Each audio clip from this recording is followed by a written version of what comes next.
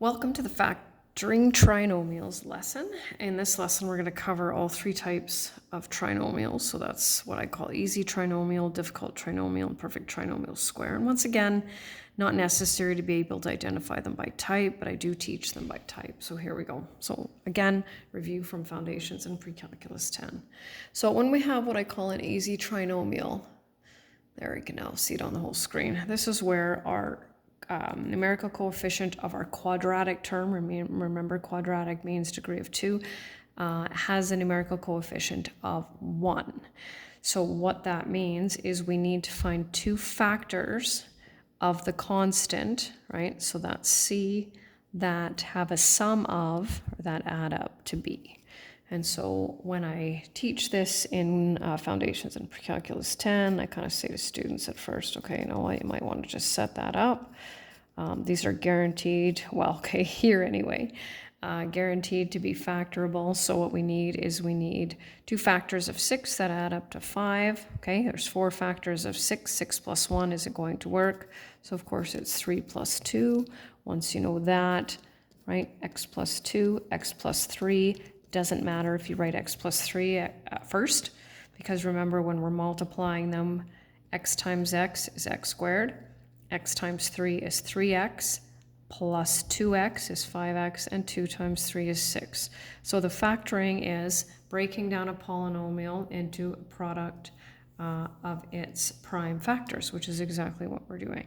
So because all three terms are positive here, we know that all terms will be positive here as well.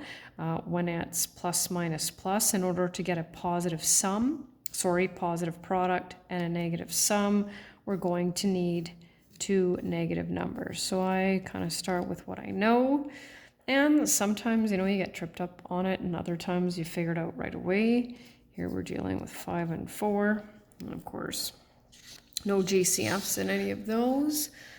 Moving over here, so now we've got a plus, plus, minus, and the only way to end up with a negative product, a positive sum, is to have one of each. Now because these are both m, we can put those right away. So now we need to figure out, okay, how do we build a positive 10 with factors of 24? If you get stuck, the best thing to do is to list them. What do we got? 3, 4, and 6. And then think of which pair you can subtract to get a 10. Well, we can see that'll be the 2 and the 12. In order to end up with a positive 10, we're going to have to put the 12 here and the 2 there. And here, this doesn't have a numerical coefficient of 1. In this case, that means that we need to take out that greatest common factor first. So we will do that. Squared minus 3y plus 18. And factor that. So once again, the 2, we always leave that GCF to the far left, but if the y plus 3 was here and the y minus 6 was there, that would be totally fine. Now, what I call difficult trinomial, and what makes it difficult is just that our numerical coefficient is now greater than 1, which just means we have more possibilities to deal with. So there's no GCF to begin with, and there is a decomposition method available. I don't teach it that way. I find students don't understand how it works. However, there's nothing wrong with it. So if you want to use it, feel free to look that up and check that out. I use number sense, a little bit of trial and error here. So what I do is I know that all my terms are positive, so I'm going to do that right away. I know the only way I can end up with 3x squared is 3x times x. That's the only way I'm going to get there.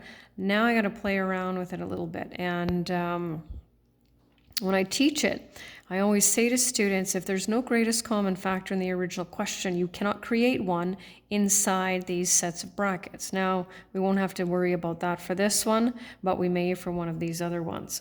So sometimes what I do is, right, I might do something like this, just lightly do that, but I already know that 10 times 3 is 30, and I only need 11 x's in the middle, so that one's not going to work. So we're going to get rid of that one. Let's see, 5 and 2, that might work. 5, oh, if I put 5 here, I've already got a 15, so I'm going to try a 5 and a 2 here. So my outsides, when I multiply them, give me 6x plus 5x, give me 11x. And I've already checked that my quadratic term and my constant term, so I know I'm right. I can see a GCF here, so we're going to take that out right away, which will of course make that a lot easier. Think of all the factors of 40 and 15 that we would have to figure out. It's a lot easier if we can take out that greatest common factor. Now this is where it gets a little bit interesting, right? I know I'm going to need one of each. I don't know which one is which, but I do know that the only way to get to 3, right, is a 3 and a 1. So now I got to figure out, okay, is it an 8 and a 1? Is it a 1 and an 8? Is it a 4 and a 2? Or is it a 2 and a 4? And yeah, sometimes it is that painful, but we've just got to play around with it. So I need a 2. So if I use an 8, chances are that's going to be a little bit too high for me. So I'm going to just get rid of that option right away. And I'm going to try the 4 and the 2. Sometimes I luck out here. Oh, yeah. So if I can get here, I've got a 6c and a 4c. Can I build a -2 out of that? I most certainly can. Where does the negative need to go? Right? And remember, if you accidentally put the positive here and the negative here, you'll end up with a positive 2c, and it just means you need to flip the signs. Now, this is an rather unpleasant one. There are 6 factors of 12 and 4 factors of 10 and no greatest common factor. So right now, I don't know anything, right? Absolutely nothing. So what I'm going to do is I'm just going to list my factors of 12 and okay, and then my factors of 10. And now remember what I said before. I said if there's no greatest common factor in the original question, can't create one, there isn't. So there is a pair of these factors I can automatically eliminate. I can automatically eliminate them because I know they'll create a greatest common factor with anything, and that's the one that has 2 even numbers. So I'm not going to try that one at all. Could be the 12 and the 1, but you know what? I'm leaning towards the 4 and the 3, so I'm going to put that in there. Okay. And now, here's another possibility. So I have an even number here. I cannot put another even number here, because if I do, then there'll be a greatest common factor I can pull out of that one, and I can't pull it out of there. So I know I can't put the 10 there, and I can't put the 2 there. But I can put the 1 and the 5. So I'm going to start with the 1, right? Which would mean that's a 10. Oh, 40 and 3. Yeah, I'm not getting a 7 out of that. So I know that's not the right one. I do not have a good eraser on me. So let's see. So let's go with the 5 and the 2. 15 and 8. That will give me a 7. Positive, negative, and there we go. And the perfect trinomial squares, that is what I call the identical twins. Now those ones are a little bit trickier to recognize because it can follow the rules of a perfect trinomial square but still be an easy trinomial or a difficult trinomial. Nothing wrong with treating them like that. So if you looked at this and said, hey, there's a numerical coefficient of 1 and 10 times 10 equals 100 and 10 plus 10 equals 20, right? We would, now you could do this, and it depends on what we're working on. So I'm not going to be super picky here, right? Personally, I would just recommend going right to that because that is in its simplified form, right? So that's what I want it to look like. And moving over here, no greatest common factor. If you recognize that it's a perfect trinomial square, right? Or if you have a hunch, I guess I could say that, and you want to just treat it as such, right? You would take the square root of the first term, second sign, this is the first sign, second sign, square root of this term, and then squared. If you want to check it, which of course I highly recommend, multiply those 2 terms and double it. If you, just like it says, just in that first example over there, if you end up with this, then you know you're good, right? And we are. And over here, got our infamous greatest common factor. Let's take that out. 8y plus 1. And there's only 2 sign patterns we can have with that perfect trinomial square, and that's plus, plus, plus, or plus, minus, plus, because obviously we can't have one of each sign.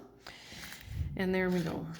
So there's some lots of practice examples here for you to take a look at. And let's see, I think I'll just do a few of them with you. So I've got our difficult trinomial. I don't know if it's 2 times 2 or if it's a 4 times 1, but I do know it'll be a 3 and a 1. So, oh, I kind of just did that a little bit quickly here, but plus and minus, right? So I'll just double check that to make sure. We want to make sure we get that linear term, right? So if I multiply these two, I get 6n. Multiply these two, I get negative 2n. 6n minus 2n is 4n, right? That's how you know it's factorable. It's no good if you just put, I guess, random numbers, right? Because then you've kind of made up your own question. Easy trinomial here, 16 and 2. Oh, what looks like an easy trinomial but is not, right? Perfect trinomial square. And I don't think it'll take us long to go through these, so I think I'll just do the rest of them. Here's another perfect trinomial square. Let's just do a quick check, right? So to make sure we get that linear term, we're foiling, if you will, right? We're just doing the insides and the outsides twice, right? So 5a times 3, 15a times 2 is 30a. Here we have a difficult trinomial. It's a negative, so they're both going to be negative, and I know it's a 2 and a 1.